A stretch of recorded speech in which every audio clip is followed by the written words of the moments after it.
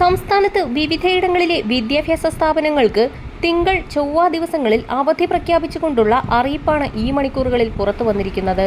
എല്ലാ അവധി അറിയിപ്പുകളും ആദ്യം തന്നെ നിങ്ങളിലേക്ക് എത്തുന്നതിനായി ചാനൽ സബ്സ്ക്രൈബ് ചെയ്യാനും ഇൻഫർമേഷൻ കൂടുതൽ ആളുകളിലേക്ക് എത്തുന്നതിനായി വീഡിയോ ലൈക്ക് ചെയ്ത് കാണാനും മറക്കാതിരിക്കുക. സംസ്ഥാനത്തെ 31 തദ്ദേശ വാർഡുകളിൽ ഡിസംബർ 10-നാണ് വോട്ടെടുപ്പ് നടക്കുന്നത്. രാവിലെ 7 മുതൽ വൈകിട്ട് 6 വരെയാണ് വോട്ടെടുപ്പ്. പോളിംഗ് സ്റ്റേഷനുകൾക്ക് തിങ്കളും ചൊവ്വയും മറ്റ് സ്ഥാപനങ്ങൾക്ക് ചൊവ്വാഴ്ചയുമാണ് അവധി പ്രഖ്യാപിച്ചിരിക്കുന്നത്.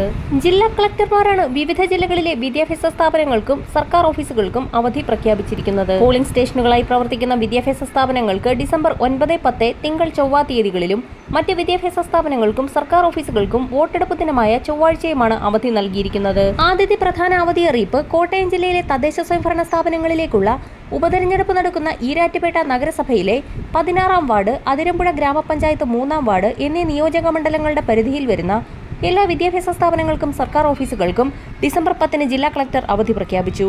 പോളിംഗ് സ്റ്റേഷനുകളായി ഉപയോഗിക്കുന്ന സ്കൂളുകൾക്ക് ഡിസംബർ 9, 10 തീയതികളിലും അവധിയായിരിക്കും.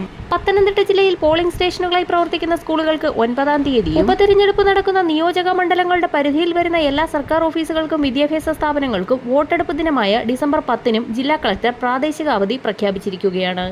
തിരഞ്ഞെടുപ്പ് ജോലിയിലുള്ളവർക്ക് അവധി ബാധകമല്ല. ഇതേസമയം ഉപതെരഞ്ഞെടുപ്പ് നടക്കുന്ന ആലപ്പുഴ ജില്ലയിലെ പോളിംഗ് സ്റ്റേഷനുകളായി പ്രവർത്തിക്കുന്ന സ്കൂളുകൾക്ക് 9-ാം തീയതിയും തിരഞ്ഞെടുപ്പ് നടക്കുന്ന നിയോജക മണ്ഡലങ്ങളുടെ പരിധിയിൽ വരുന്ന എല്ലാ വിദ്യാഭ്യാസ സ്ഥാപനങ്ങൾക്കും സർക്കാർ അർദ്ധ സർക്കാർ സ്ഥാപനങ്ങൾക്കും വോട്ടെടുപ്പ് നടക്കുന്ന ഡിസംബർ 10 ചൊവ്വാഴ്ചയും ജില്ലാ കളക്ടർ അവധി പ്രഖ്യാപിച്ചു. ഉപതെരഞ്ഞെടുപ്പുമായി ബന്ധപ്പെട്ട പ്രവർത്തനങ്ങളിൽ ഏർപ്പെട്ടിരിക്കുന്ന ഓഫീസുകൾക്കും ഉദ്യോഗസ്ഥർക്കും ഉത്തരവ് ബാധകമല്ല.